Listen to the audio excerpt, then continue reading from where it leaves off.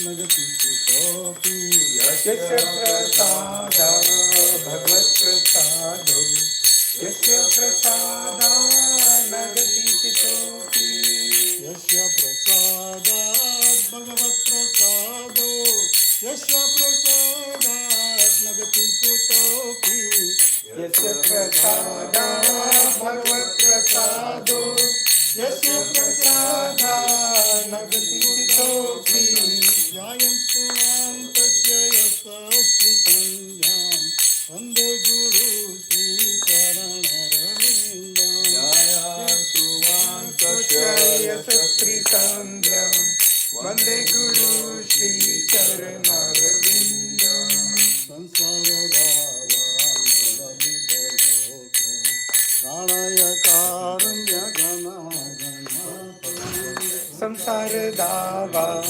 ललितलोका त्रणाय कारुण्य घना घनत्वम् तस्य कल्याणगुणान्नवास्य वन्दे गुरु श्रीचरणरविन्दं प्रपत्स्य कल्याण गुणानवस्य वन्दे गुरु श्रीचरणरविन्दम् वन्दे गुरु श्रीचरणरविन्दं वन्दे गुरो श्रीचरणरविन्दम् वन्दे गुरु श्रीचरणरविन्दम् विष्णुपदाय कृष्णपृष्ठाय भूतले श्रीमते भक्तिवेदान्त स्वामिनिति नामिने विष्णुपदाय कृष्णप्रसाय भूतले श्रीमते भक्तिवेदान्त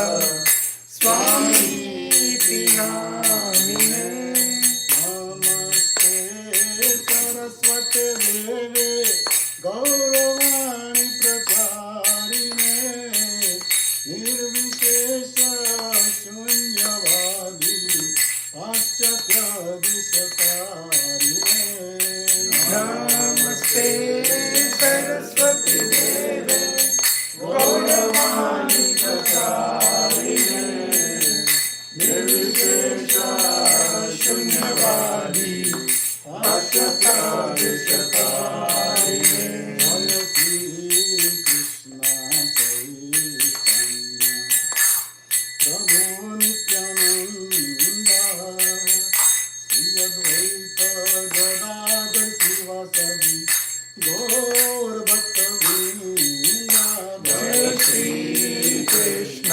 चैतन्य प्रभु नित्यानंद श्री अद्वैत गदाधर शिवासादि गौर भक्तवृंद भज श्री कृष्ण चैतन्य प्रभु नित्यानंद श्री अद्वैत गदाधर शिवासादि गौर भक्तवृंद जय श्री कृष्ण चैतन्य प्रभु नित्यानंद श्री अद्वैत गदाधर शिवासादि गौर भक्तवृंद भज श्री कृष्ण चैतन्य प्रभु नित्यानंद श्री अद्वैत गदाधर शिवासादि गौर भक्तवृंद जय श्री कृष्ण चैतन्य प्रभु नित्यानंद श्री अद्वैत गदाधर शिवासादि गौर भक्तवृंद हरे Krishna Krishna Krishna Hare Hare Hare Ram Ram Ram Hare Hare Hare Krishna, Krishna Krishna,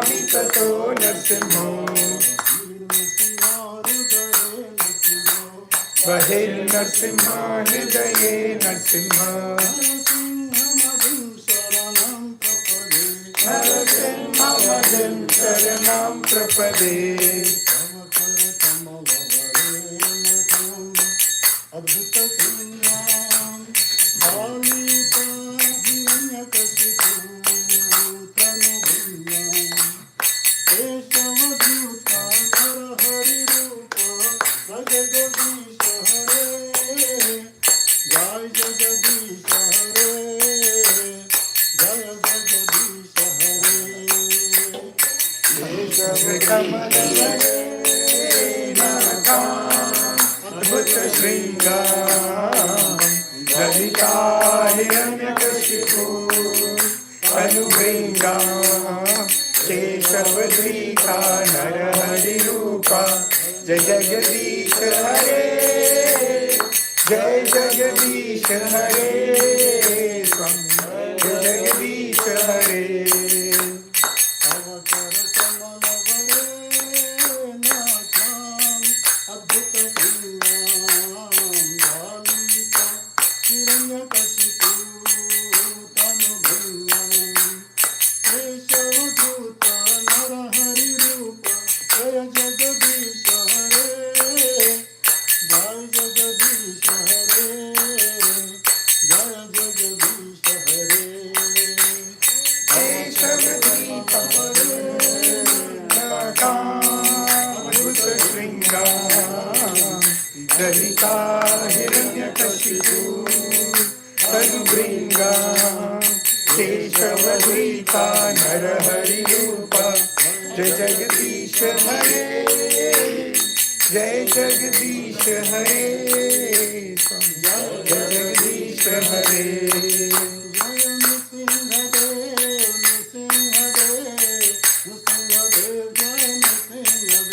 जय नरसिंहदेव नरसिंहदेव नरसिंहदेव जय नरसिंहदेव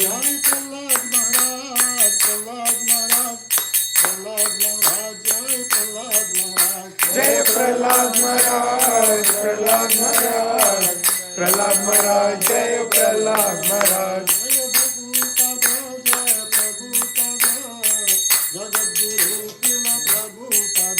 जय प्रभुपदा प्रभुपदा प्रभुपदा जगद्गुरु प्रभुपदा नरसिंह भगवान की जय जय। महाराज की जय जय। प्रभुपाद की जय। जय तुलसी आदि हिंदू नमो नमः तुलसी कृष्ण वृंदाय तुलसी देवाय प्रियाय केशवाय सत्याय नमो नमः वृंदाय तुलसी देवाय प्रियाय केशवाय भक्ति प्रदते सत्याय नमो नमः वृंदाय तुलसी देवाय प्रियाय केशवाय सत्याय नमो नमः वृंदाय तुलसी देवाय प्रियाय केशव सच्चा विष्णु भक्ति प्रदते सत्याय नमो नमः वृंदाय तुलसी देवाय प्रियाय केशव सच्चा विष्णु भक्ति प्रतिदेवी सत्योत्ताय नमो नमः नमो नमः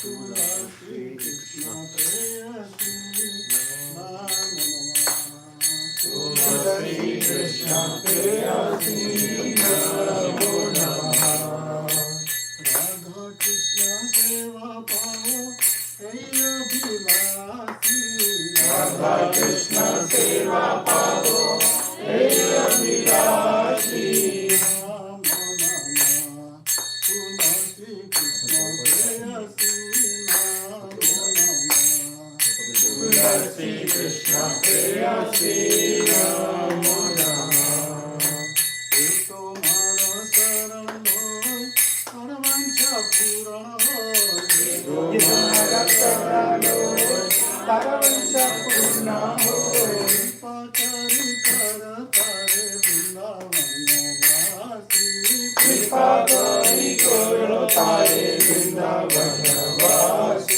नमो नमः तुलसी कृष्ण प्रेयसी नमो नमः तुलसी कृष्ण प्रेयसी नमो नमः मोरा हे अभिलाष विलास कुंजे दियो वास मोरा यही अभिलाष विलास कुंज दियो वास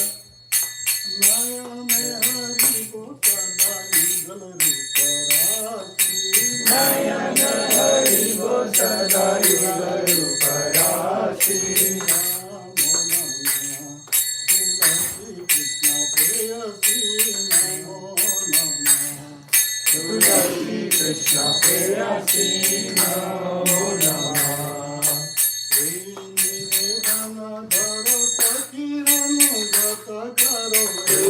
निवेदन करो सखी अनुगत करो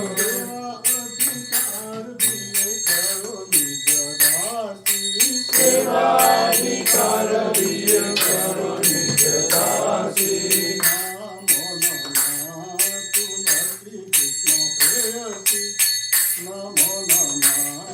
तुलसी कृष्ण प्रेयसी नमो नमः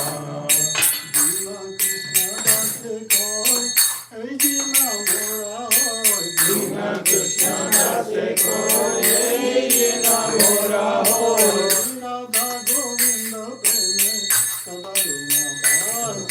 श्री राधा गोविंद प्रेम सदा ये नमासि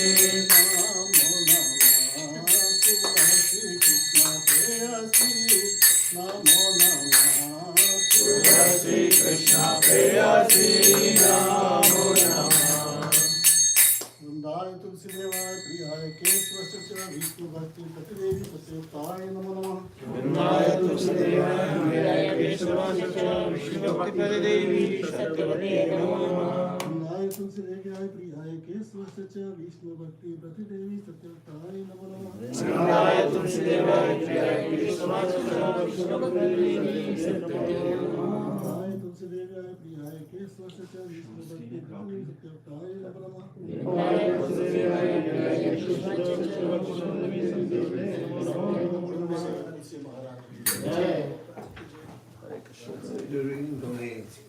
Nectar. Krishna book. You want Krishna book? Yeah. Okay. You have Krishna book, brother? Of course. You have to see the book.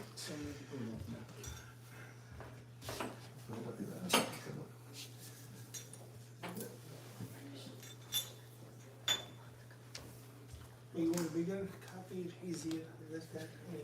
Guru Maharaj, कौन सा chapter पढ़ना?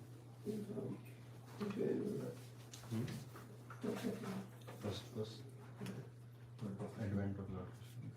Okay.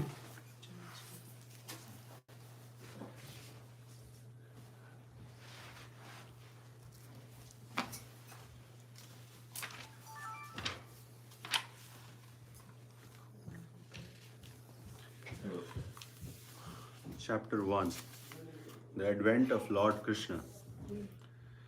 Once the world was overburdened by the unnecessary defense force of different kings, who were actually demons, but were posing themselves as the royal order. At that time, the whole world became perturbed, and the predominating deity of this earth, known as Bhumi, went to see Lord Brahma to tell of her calamities due to the demonic kings. Bhumi assumed the shape of a cow and presented herself before Lord Brahma with tears in her eyes. She was bereaved and was weeping just to invoke the Lord's compassion. She related the calamitous position of the earth, and after hearing this, Lord Brahma became much aggrieved, and he at once started for the ocean of milk, where Lord Vishnu resides.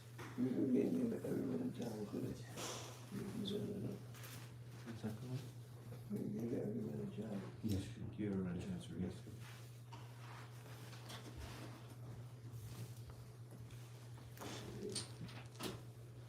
Lord Brahma became much aggrieved, and he at once started for the ocean of milk, where Lord Vishnu resides. Lord Brahma was accompanied by all the demigods, headed by Lord Shiva, and Bhumi also followed. Arriving on the shore of the milk ocean, Lord Brahma began to pacify Lord Vishnu, who had formerly saved the earthly planet by assuming the transcendental form of a boar. In the Vedic mantras, there is a particular type of prayer called Purusha Shukta. Generally, the demigods offer their obeisances unto Vishnu, the Supreme Personality of Godhead, by chanting the Purusha Shukta. It is understood herein that the predominating deity of every planet can see the Supreme Lord of this universe, Brahma, whenever there is some disturbance on this planet. And Brahma can approach the Supreme Lord Vishnu not by seeing him directly, but by standing on the shore of the ocean of milk. There is a planet within this universe called Shvetadweep, and on that planet there is an ocean of milk. It is understood from various Vedic literatures that just as there is the ocean of salt water on this planet, there are various kinds of oceans on other planets. Somewhere there is an ocean of milk, somewhere there is an ocean of oil, and somewhere there are oceans of liquor and many other types of liquids. The Purusha Shukta is the standard prayer which the demigods recite to appease the Supreme Personality of Godhead, Kshirodakshay Vishnu. Because he is lying on the ocean of milk, he is called Kshirodakshay Vishnu. He is the form of the Supreme Personality of Godhead through whom all the incarnations within the universe appear.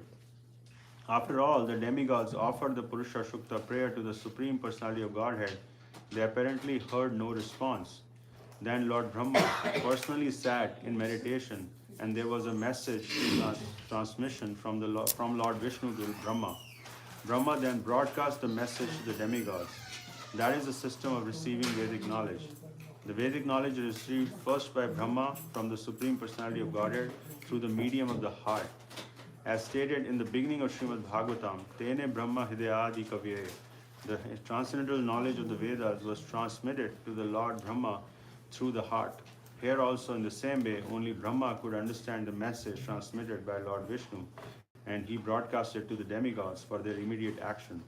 The message was this: the Supreme Personality of Godhead would appear on the earth very soon, along with his supreme powerful potencies, and as long as he remained on the earth planet to execute his mission of annihilating the demons and establishing the devotees, the demigod should also remain there to assist him. They should all immediately take birth in the family of Yadu dynasty, wherein the Lord would also appear in due course of time. The Supreme Personality of Godhead himself, Krishna, would personally appear as the son of Vasudeva. Before his appearance, all the demigods, along with their wives, should appear in different pious families in the world just to assist the Lord in executing his mission. The exact words used here is Tat Priyartham, which means the demigod should appear on the earth in order to please the Lord. In other words, any living entity who lives only to satisfy the Lord is a demigod. The demigods were further informed that Ananta, the planetary portion of Lord Krishna, who is maintaining the universal planets by extending his millions of hoods, would also appear on earth before Lord Krishna's appearance. They were also informed that external potency of Vishnu, Maya, with whom all the conditioned souls are enamored, would also appear by the order of the Supreme Lord just to execute his purpose.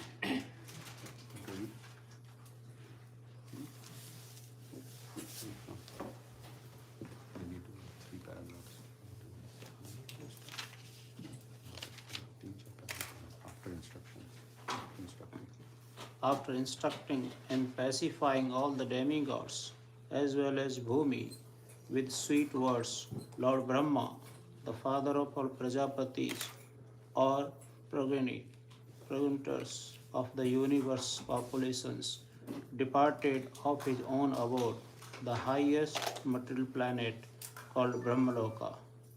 The leaders of Yadu dynasty, Kings Sursena, was ruling over the country known as Mathura, wherein lies the city of Mathura, as well as the district known as Sursena, which was named after him on account of the rule of King Sursena. Mathura became the capital city of all the kings of Yadus.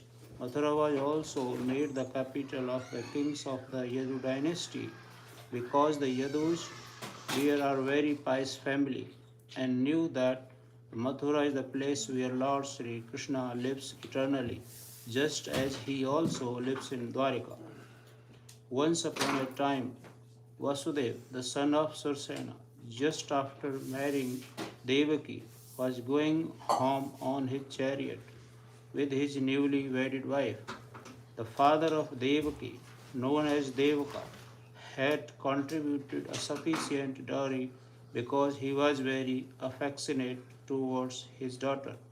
He had contributed hundreds of chariots completely decorated with gold equipment. At that time, Kansa, the son of Ugrasena, in order to please his sister Devaki, had voluntarily taken the reins of horses of Vasudeva's chariot and was driving. According to the custom of the Vedic civilization, when a girl is married, the brother takes the sister and brother in law to their home. Because the newly married girl may feel too much separation from his father's family, the brother goes with her until she reaches her father's in law's house. The full dowry contributed by Devaka was as follows: 400 elephants, fully decorated with golden garlands, 15,000 decorated horses, and 1,800 chariots. He also arranged for 200 beautiful girls to follow his daughter. The Kshatriya system of marriage, still current in India, dictates that when a Kshatriya is married, a few dozen of brides, young girlfriends, in addition to the bride, go to the house of the king. The followers of the queen are called maid servants, but actually they act as friends of the queen. This practice is prevalent from time immemorial, traceable at least to the time before the advent of Lord Sri Krishna, 5,000 years ago. So Vasudeva brought home another 200 beautiful girls along with his wife Devaki.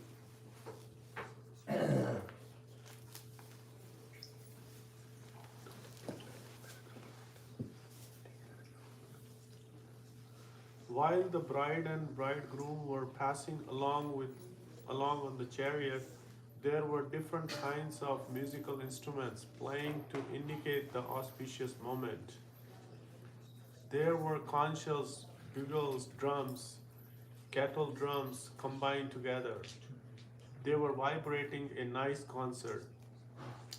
The procession was passing very pleasingly, and Kamsa was driving the chariot, when suddenly there was a miraculous sound vibrated from the sky, which especially announced to Kamsa, Kamsa, you are such a fool. You are driving the chariot of your sister and your brother-in-law, but you do not know that the eighth child of this sister will kill you. Kamsa was the son of Ugrasen of the Bhoja dynasty. It is said that Kamsa was the most demoniac of all Bhoja dynasty kings. Immediately hearing the prophecy from the sky, he caught hold of Devaki's hair and was just about to kill her with his sword. Vasudeva was astonished at Kamsa's behavior, and in order to pacify the cruel, shameless brother-in-law, he began to speak as follows, with the great reason and evidence. He said, my dear brother-in-law Kamsa, you are the most famous king of Bhoja dynasty, and people know that you are the greatest warrior and valiant king. How is it that you are so infuriated that you are prepared to kill a woman who is your own sister at this auspicious time of her marriage? Why should you be so much afraid of death? Death is already born along with your birth. From the very day you took your birth, you begin to die. Suppose you are 25 years old, that means you have already died 25 years. Every moment, every second you are dying. Why then should you be much afraid of death? Final death is inevitable. You may die either today or in 100 years. You cannot avoid death. Why should you be so much afraid? Actually, death means annihilation of the present body. As soon as the present body stops functioning and mixes with the five elements of material nature, the living entity within the body accepts another body according to his present actions and reactions. It is just like when a man walks on the street, he puts forward his foot, and When he is confident that his foot is situated on sound ground, he lifts the another one. In this way, one after another, the bodies change and the soul transmigrates. See how the plant worms change from one twig to another so carefully. Similarly, the living entity changes his body as soon as the higher authority decides to his next body. As long as living entity is conditioned within his material world, within this material world, he must take material bodies one after another.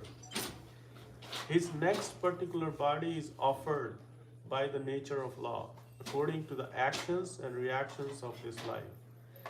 This body is exactly like one of the bodies which we always see in dreams.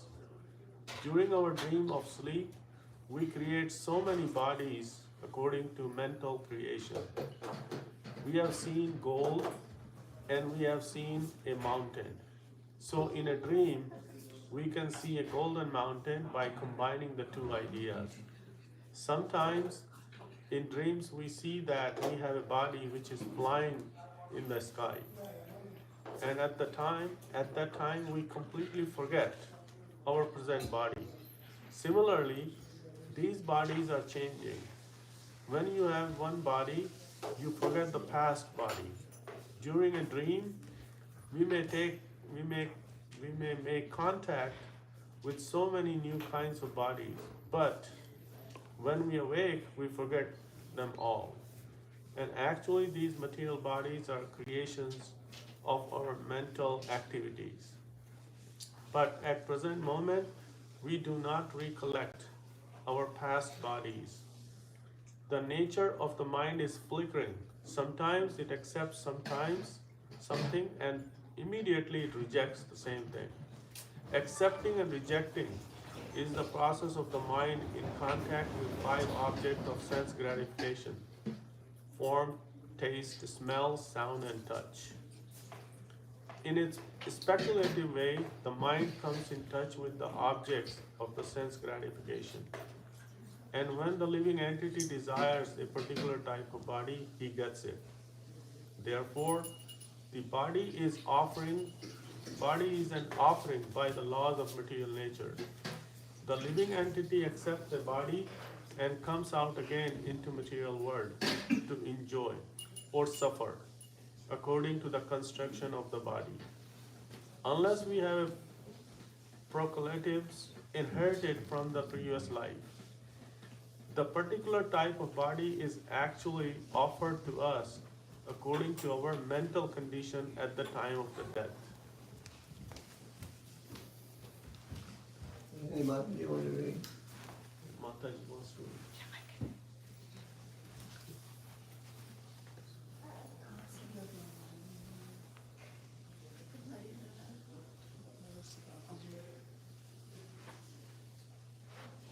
Everyone can read just a paragraph, then pass it on. The luminous planets like Just a paragraph, one paragraph and then pass it on, Loudly. please. the luminous planets like the sun. Loudly, Mataji.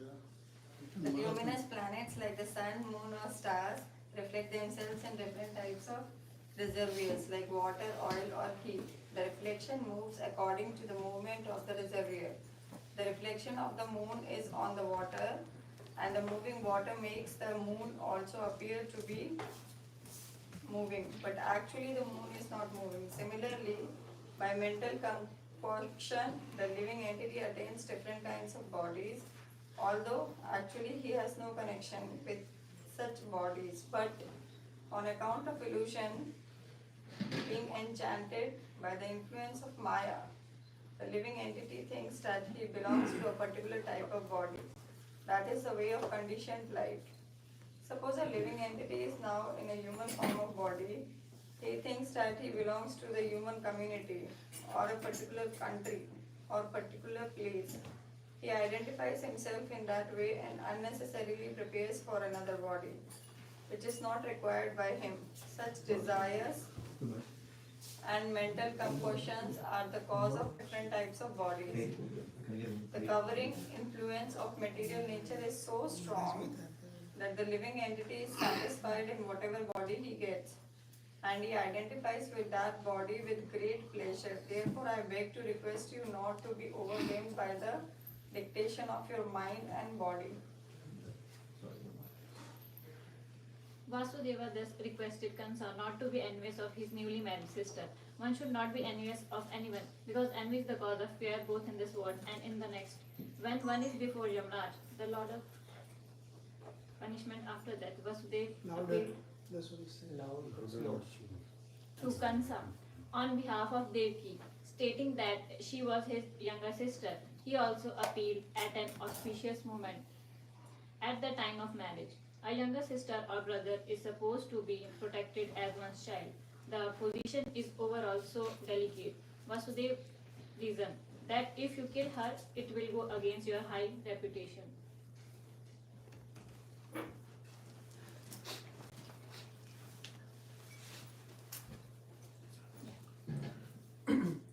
In this way, Vasudeva tried to pacify Kansa by good instructions as well as by philosophically discrimination, but Kansa was not to be pacified because his association was demonic.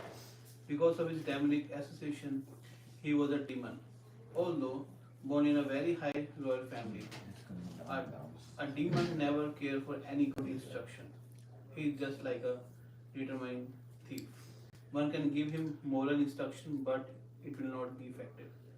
Similarly, those who are demonic or atheistic by nature can hardly assimilate any good instruction, however authorized it may be. That is the difference between demigods and demons. Those who can accept good instruction and try to live their lives in that way are called demigods, and those who are unable to take such good instruction are called demons.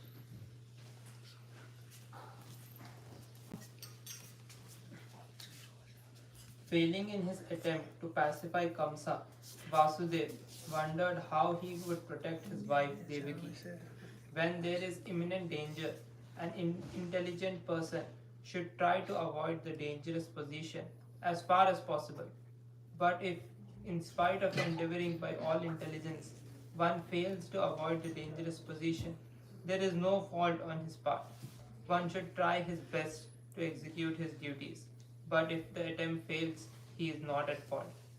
Vasudeva thought of his wife as follows: for the present, let me save the life of Devaki. Then later on, if there are children, I shall see how to save them. He further thought, if in the future I get a child who can kill Kamsa, just as Kamsa is thinking, then both Devaki and the child will be saved, because the law of providence is inconceivable. But now, some way or other, let me save the life of Devaki.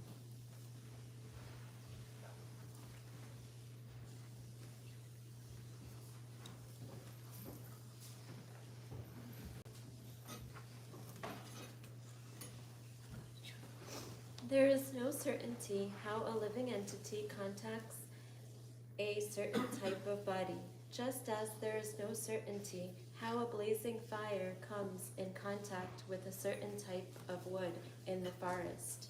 When there is a forest fire, it is experienced that the blazing fire sometimes leaps over one tree and catches another by the influence of the wind. Similarly, a living entity may be very careful in the matter of executing his duties, but it is still very difficult for him to know what type of body he is going to get in the next life. Maharaj Bharat was very faithfully executing the duties of self-realization, but by chance he developed temporary affection for a deer, and in his next life he had to accept the body of a deer. Vasudev, after deliberating on how to save his wife, began to speak to Kansa with great respect, although Kansa was the most sinful man. Sometimes it happens that a most virtuous person like Vasudeva has to flatter a person like Kansa, a most vicious person. That is the way of all diplomatic transactions. Although Vasudeva was deeply aggrieved, he smiled outwardly. He addressed the shameless Kansa in that way because he was so audacious. Vasudeva said to Kansa, "My dear brother-in-law, please consider that you have no danger from your sister. You are awaiting some danger because you have heard a prophetic voice in the sky. But the danger is to come from the sons of your sister who are not present now. And who knows, there may or may not be sons in the future. Considering all this, you are safe for the present. Nor is there cause of fear from your sister. If there are any sons born of her, I promise that I shall present all of them to you for necessary action."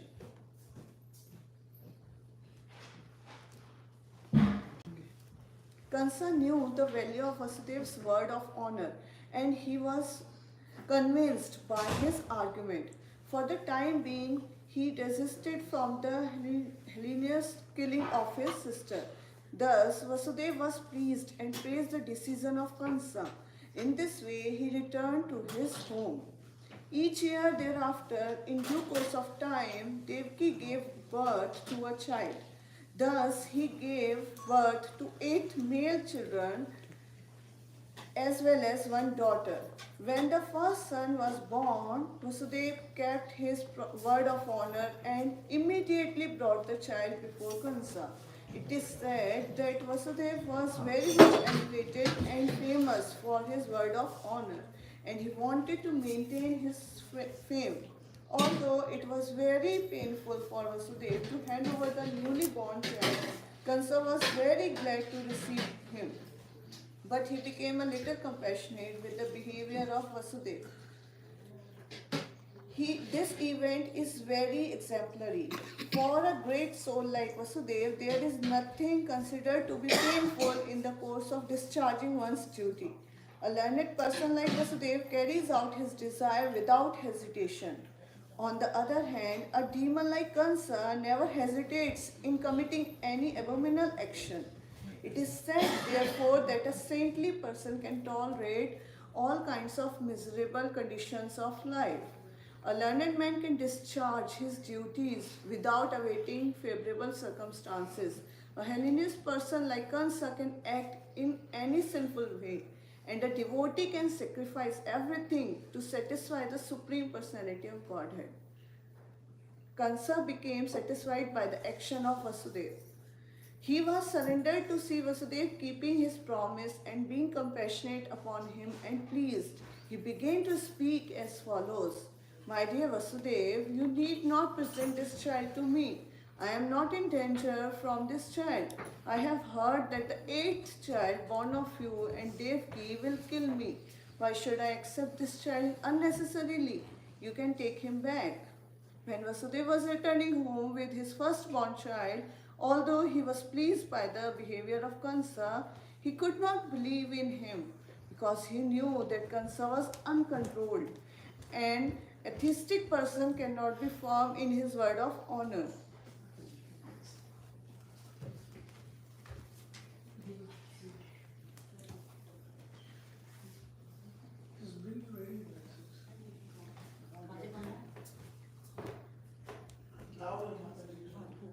One who cannot control the senses cannot be ready in his determination.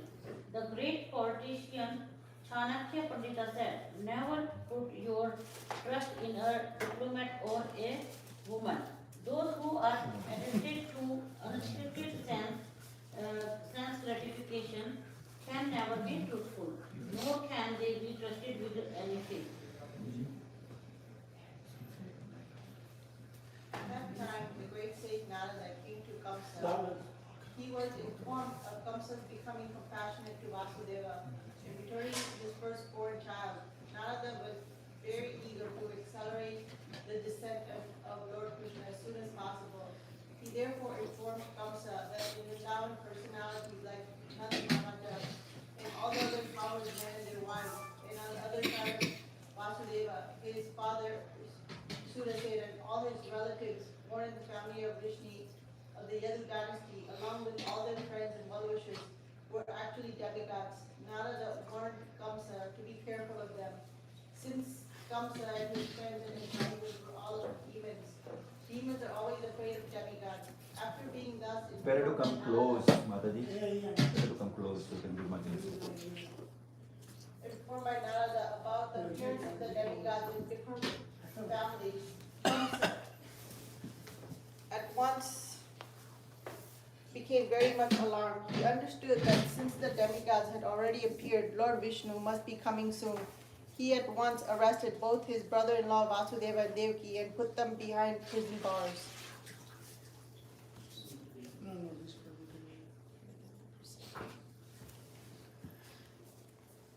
Within the prison, shackled in iron chains, Vasudeva and Devaki gave birth to a male child year after year, and Kamsa, thinking each of the babies to be the incarnation of Vishnu, killed them one after another.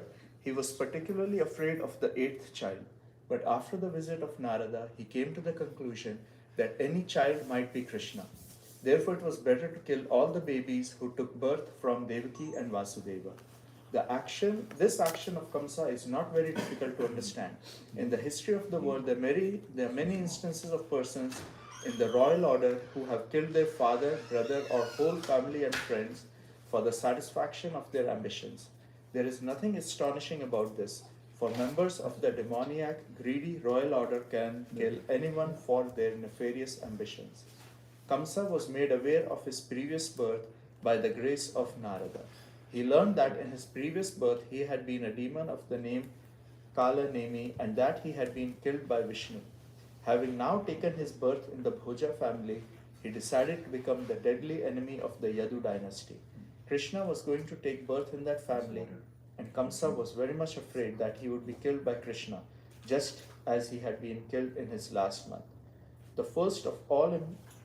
first of all imprisoned his father Ugrasena because he was the chief king among the Yadu, Bhoja, and Andhaka dynasties, and he also occupied the kingdom of Surasena, Vasudeva's father. He declared himself the king of all such places.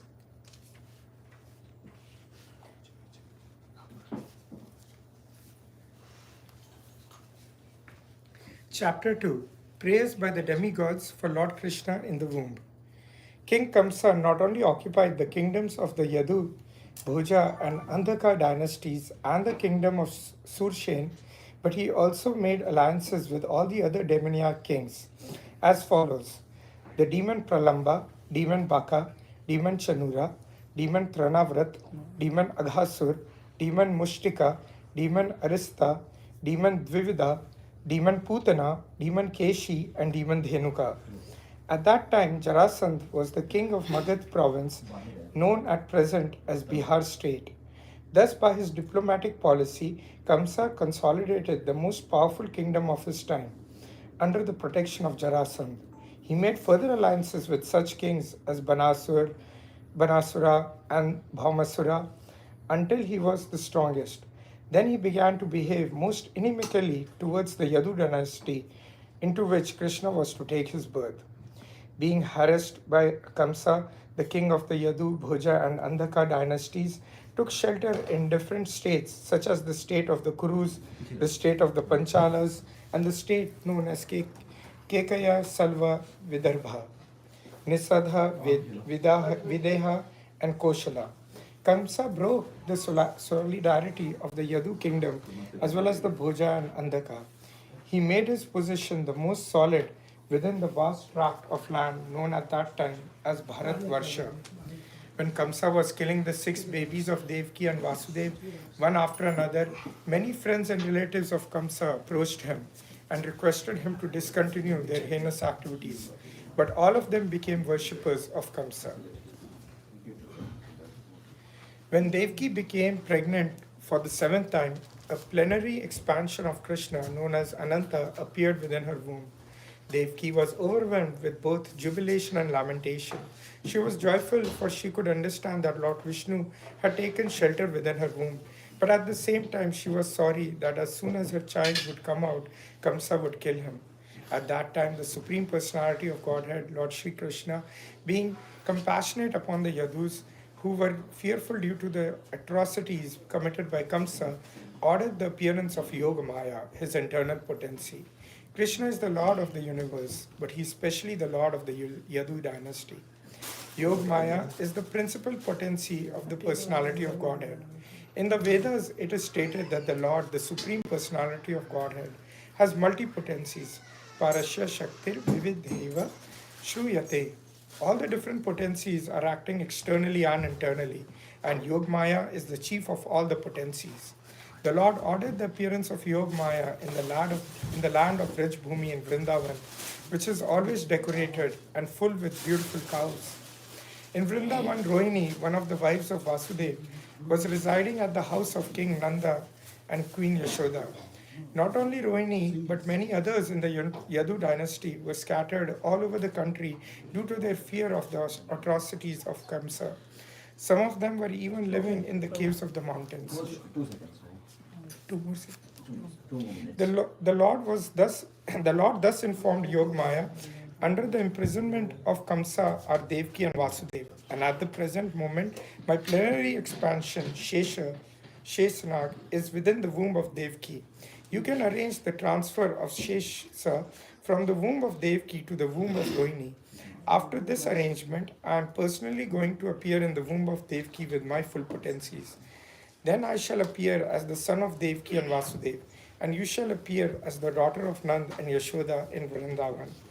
Since you will appear as my contemporary sister, and since you will quickly satisfy desires for sense gratification, people within this world will worship you with all kinds of valuable presentations. Incense, candles, flowers, and offerings of sacrifice. People who are after materialistic perfection will worship you under the different forms of your expansions, which will be named Durga, Bhadrakali, Vyaya, Vaishnavi, Kumuda, Chandika.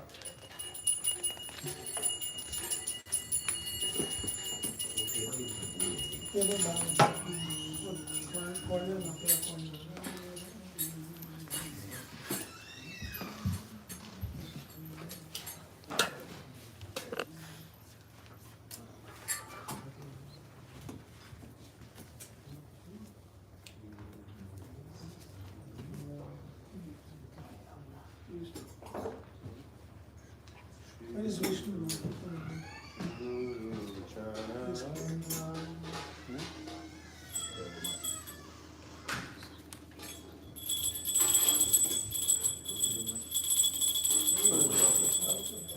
Good Puja. Flowers offering. Tulsi plant in the middle.